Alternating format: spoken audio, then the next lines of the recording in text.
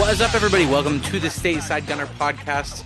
My name is Thatcher Patterson. I've been a diehard gunner in the United States for over a decade, and I'm here to cover all things Arsenal all the time. So excited to bring this podcast back. It's been too long. So before we get into today's episode, let's just talk. I'm going to talk quickly what's been going on with me.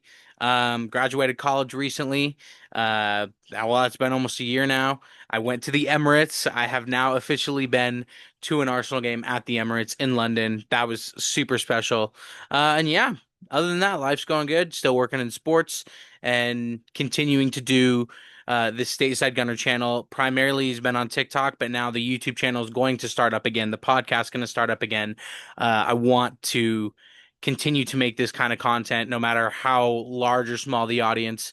So yeah, let's dive right in to the result. Obviously, yesterday, Arsenal getting the 1-0 win against Sporting Lisbon in the Champions League. So let's dive. Here's how it's going to go today. We're going to go through the lineups, obviously, talk about the match, and then I'm going to start giving my 3-2-1. And this is something that I've thought about, be a fun little segment. It's to do with positives, negatives, and questions. So if it's a good result, or depending on how I feel, it'll be three positives, maybe two negatives and a question, or three positives, two questions and a negative, or if we lose, it could be something like that. But another little fun segment. And then after that, we will preview this weekend's match against Bournemouth. So let's dive right into it. Starting 11, not many surprises, obviously. Ricardo Calafiore getting the start back at left back. David Raya, luckily, back in goal after Kepa Arrizabalaga took a couple of matches, and we don't need to go too much into that. I have already covered how I feel about him. Um, but Ben White continuing to start at right back with the absence of Yuri and Timber, Gabriel and Saliba, obviously, Martin Zubimendi, Declan Rice, and Martin Odegaard through the middle. Uh, and then Nani Madueke playing on the right, Gyökeres and Trossard. Not many surprises. I know some people were calling for Max Dowman. I feel like it was the right call from Mikel Arteta to not use Max in the starting 11. I thought Nani actually looked quite lively, and we'll get into that later. But Trossard coming back into the starting 11, and then I think not many other surprises there. Just really, really happy to have David Raya back in goal. So, look, the match was about what I thought it would be. I know a lot of people were there were a lot of people that were counting Arsenal out in this game, which is really interesting. I'm not quite sure that makes a lot of sense to me. I know that there's been that two-game skid, obviously, the poor final performance against Manchester City, and then after the international break, following it up with a worse performance against Southampton in the FA Cup, which saw you exit the tournament. But I always felt that Arsenal were going to turn up in this game, whether it was a blowout or not. It was always going to be a tough game, but I thought from the start that Arsenal would be okay. So, obviously, this is a place that Arsenal have been the past few seasons now. I mean, Champions League last year, dominance last year, obviously 5-1 uh, against Victor Gyökeres in and Sporting Lisbon, but then a couple of years prior, getting knocked out by the Sporting side in the Europa League, and that one stung. That penalty shootout, the Europa League tie, that whole season where you really felt that that was the tournament that Arsenal should be winning, the first season that they went for the Premier League, and it was it's not my favorite place to watch Arsenal play, especially after having that memory of that tie. But look, Sporting really, really good at home. I believe they've been unbeaten for quite a while now. At home, they had the incredible result against Bodo Glimt, where they turned that tie completely on his head. And it was a difficult place, and that atmosphere was really loud and really intimidating for the first little while. And there was always going to be a storm that Arsenal were going to have to weather throughout that first half in general, but especially that first 10, 15 minutes.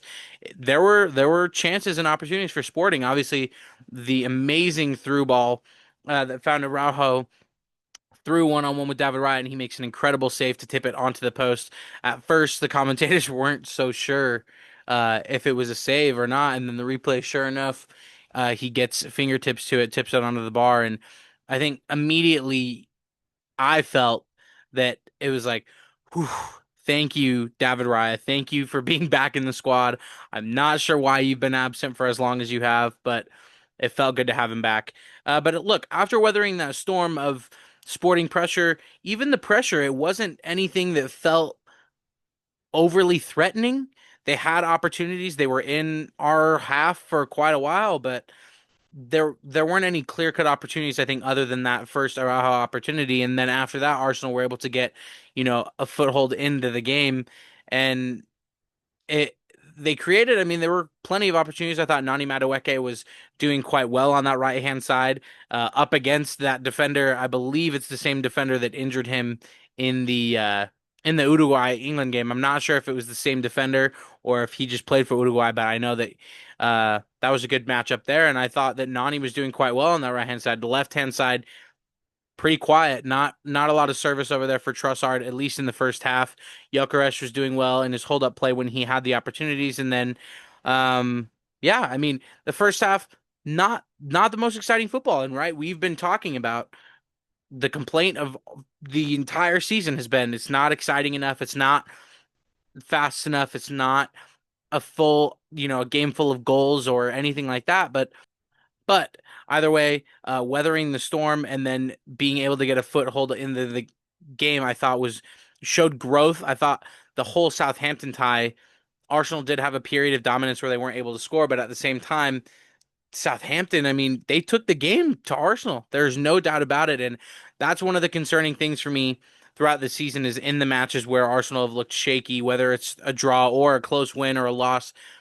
Teams aren't afraid to take it to this Arsenal side, and I thought that they handled that pressure well in the first half, and then the second half they came out and really put their foot on the gas, even though they didn't create a whole lot of clear-cut opportunities. I think the first half had the best opportunity with Madueke hitting the crossbar from the corner, and I think Martin Odegaard has to do better there on the follow-up there. He's within the 18-yard box, just outside of the 6-yard box, and puts it wide. I think he's got to do better there. But yeah, I mean, all in all, not a lot of clear-cut opportunities created, but in the second half, the maturity of this Arsenal side really shone through, and created some chances. And look, I thought again, David Raya, will get to him in a moment, but he was incredible, made some great saves when he needed to. But this Arsenal side really, really stuck it on Sporting, whether or not there were a lot of shots or anything like that. Lots of possession, lots of movement in and outside of Sporting's box. And I do think that there should have been more goals, should have been more opportunities created. However, I think this type of performance is the performance that could see Arsenal win some very important games this season. And so obviously we have to talk about the subs. Max Dowman coming in, Gabriel Martinelli coming in, Kai Havertz coming in, and I thought they changed the game. I thought Dowman had a slower day, but he did draw quite a few fouls. I believe 5 fouls in 15 minutes. And then Kai Havertz, I thought, I'll be honest, I'll put my hands up. It was not the substitute that I wanted to see. I think this experiment with Kai Havertz in the 8 or in the 10 really, really hasn't worked. I think the one time that we really saw it click was that two match kind of stint of the game, the Champions League game at home against, I believe it was Shakhtar. No, it wasn't Shakhtar. It was oh my gosh, why am I totally blanking?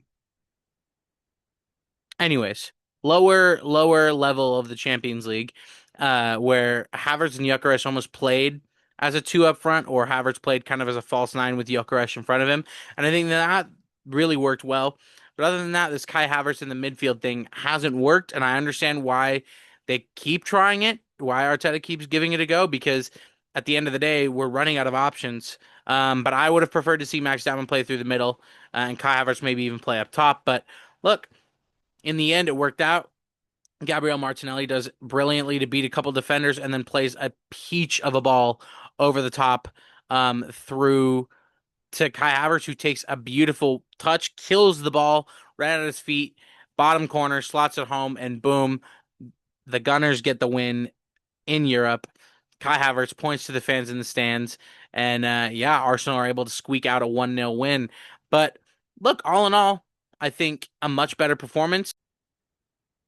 But all in all, a fantastic result in Europe, regardless of the exact performance. I think I want to dive more into that, but I think that these are the type of performances that Arsenal need and have shown throughout the season that they are able to maintain these type of gritty, grind it out type of games where they end up getting the result in the end. And look, Kai Havertz came through in a big spot, Martinelli came through in a big spot, and big credit to Mikel Arteta. I thought he got the substitutes, he got them right, and so. Yeah, a good result, a good performance, and much better than the prior two games. A really, really frustrating two games, and I do want to talk about that briefly. I was unable to make a match review about Southampton, but look, the manner in which those two games were lost is the problem that I have. You can lose a game to Southampton in the FA Cup. It can be a fluky win where Southampton are on it and you're on it. It's just back and forth and it goes to extra time or pens or whatever.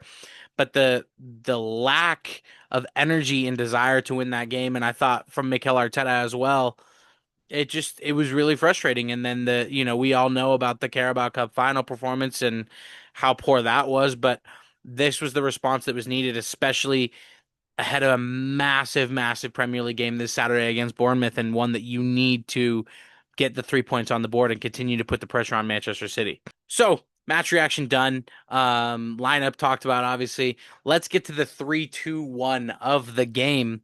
I'm going to go three positives, two questions, and a negative. I thought positive number one, gritty grind performance that gets a European win. A win is a win in Europe, especially over two legs. Being able to take it back home to the Emirates, that is a massive positive and one that cannot be ignored. Positive number two, I thought Mikel Arteta got the subs right, and that is something that he can't always get right, but this occasion he saw what needed to be changed, made the changes, and the changes changed the game.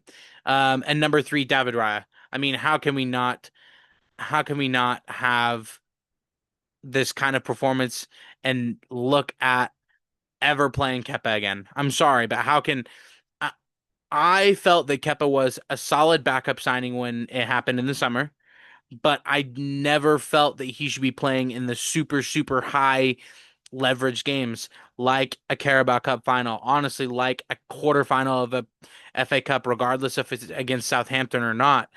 I don't see I didn't like that decision from Mikel Arteta, and I stand by that. And I think David Raya showed why he's the number one goalkeeper, and he arguably is the best goalkeeper in the world right now.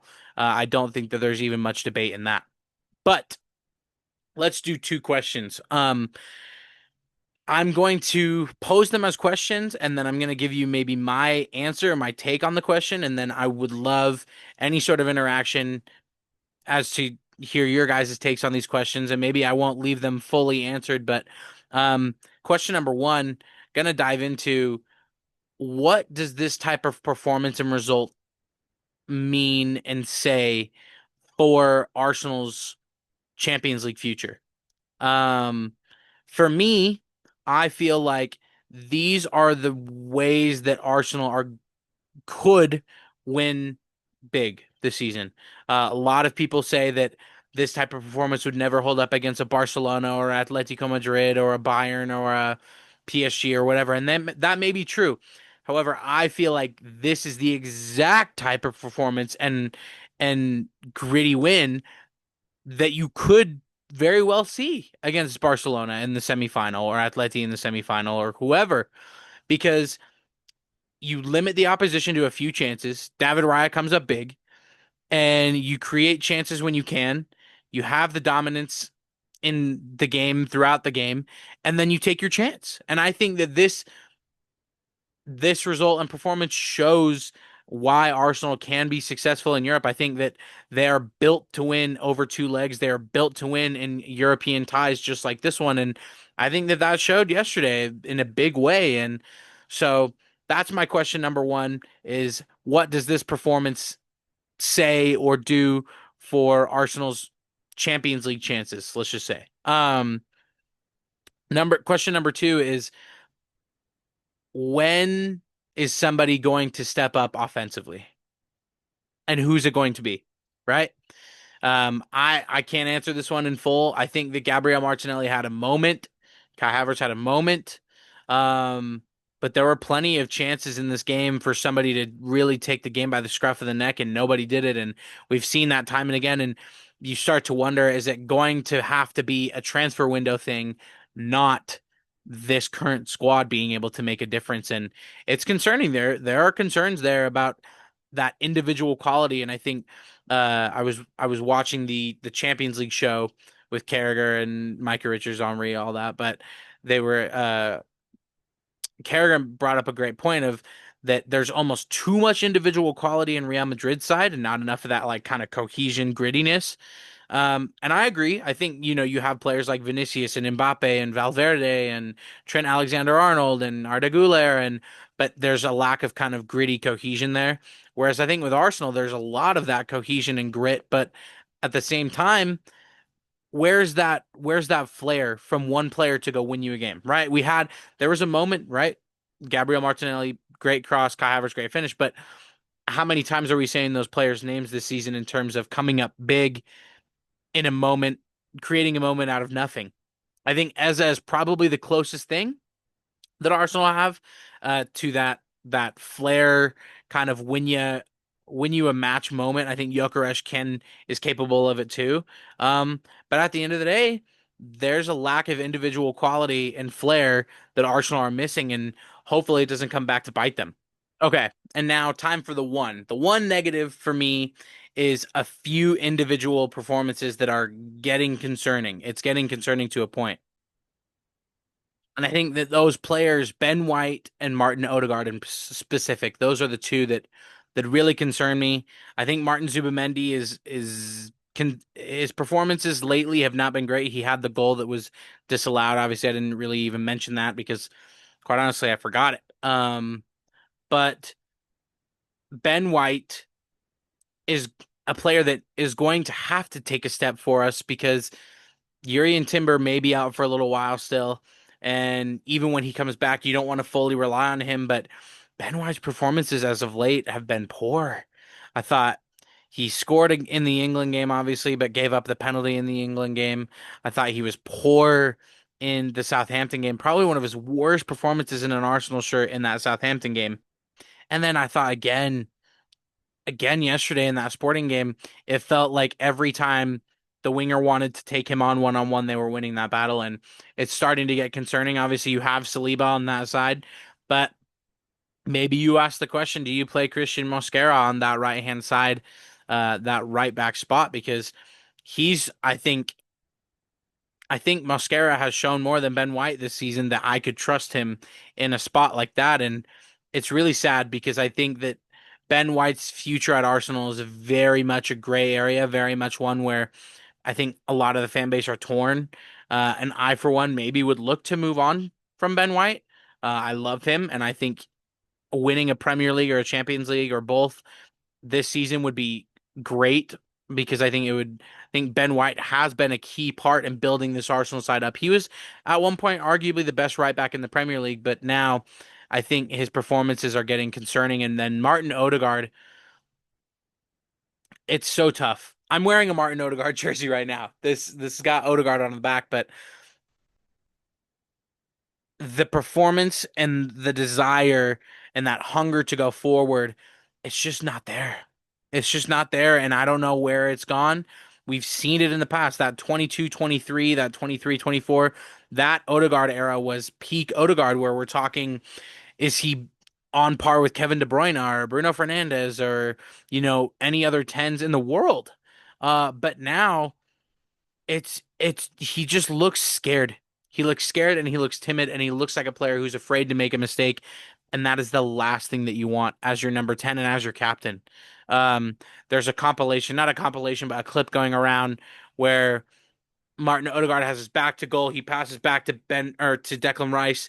Declan Rice passes it back to him, and Odegaard passes it back. And you can see Rice pointing for Odegaard to go forward. And I think he just doesn't have it right now. And I don't know if it's going to take just another year to build through, or if it's going to take another manager, or if it's going to take another club for Odegaard to gain that confidence again. But it's getting concerning now, and hopefully Eze can come back sooner rather than later, or Dowman steps in, or somebody steps in, because I think what we're missing from Odegaard, look, he always works hard. You can't argue that, but I don't need hard work right now. I need a 10. I need somebody who's going to thread the ball through to our striker and our wingers and get that link up play going and push your team forward. And as a captain too, I expect that from Odegaard, and unfortunately we haven't seen that. So that's my negative um after this performance. But 3-2-1 is done. Let's dive into the match preview for Bournemouth. I'm not going to go too long on this because I think there's not too much to be said. But when we're looking at this, I think lineup wise, maybe you go with pretty much the same lineup. I wouldn't be surprised if Martinelli got the start. I also wouldn't be surprised if Trossard continued to get the start because we've seen what Martinelli can do off the bench. I think Madueke keeps his place on the right. I thought there were moments in that first half, especially where Madueke was our best player on the field, or at least our best attacking player. The midfield, I think you probably keep the same unless he wants to risk it and go Dowman, but I don't see that happening. I don't see Mikel Arteta starting Dowman over Odegaard or over any of that midfield three. And personally, I would play Christian Mosquera on the right hand side. I would. I think Ben White brings a lot offensively when there's a Bukayo Saka there on that right hand side, but right now it doesn't sound like Saka is going to be fit for that game. And if he is, I'm not sure he'll be starting. Um, but other than that, I would not make any changes. I would start Christian Mosquera on the right, personally. I would probably still give the start to Leandro Trossard and then have Martinelli come off the bench, but pick your poison there. I mean, do you want Martinelli coming off the bench, Trossard coming off the bench?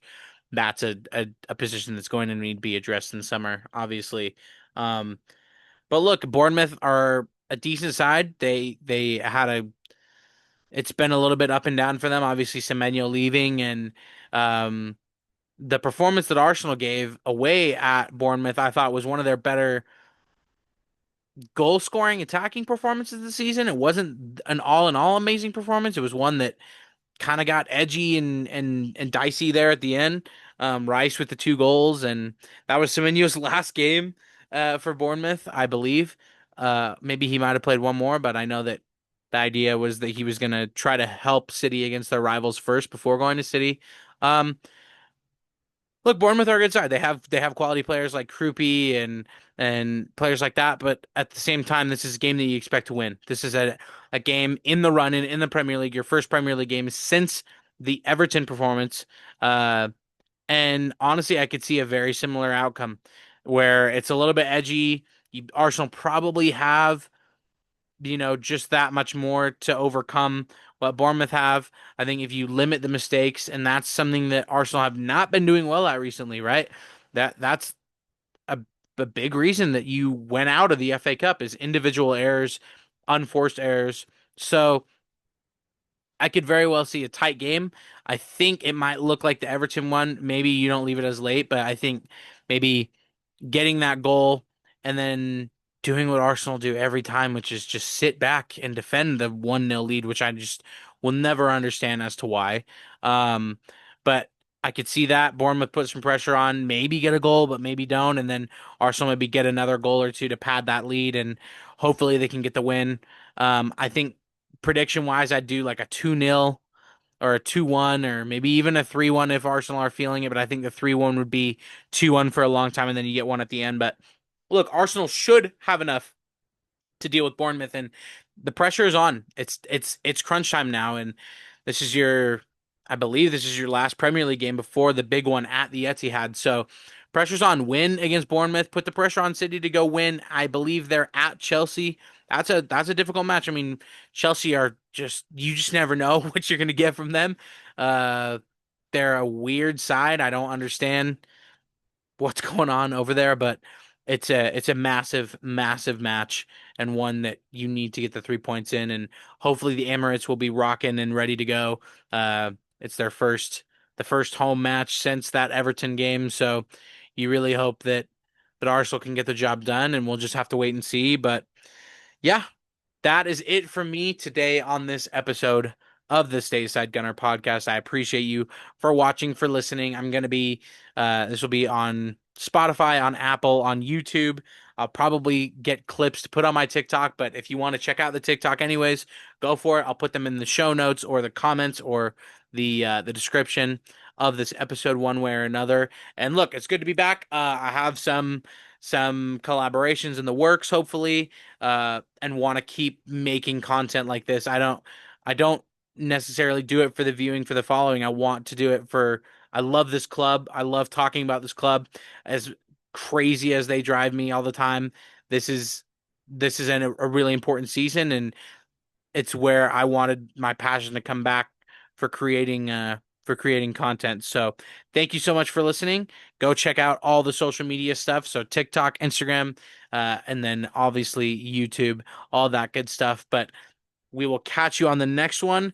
Feel free to hit me up with comments and questions, and I love to interact if it's out there and answer those questions that I put out there on the 3, 2, 1 of the episode. And we'll catch you on the next one. Come on, you Gunners.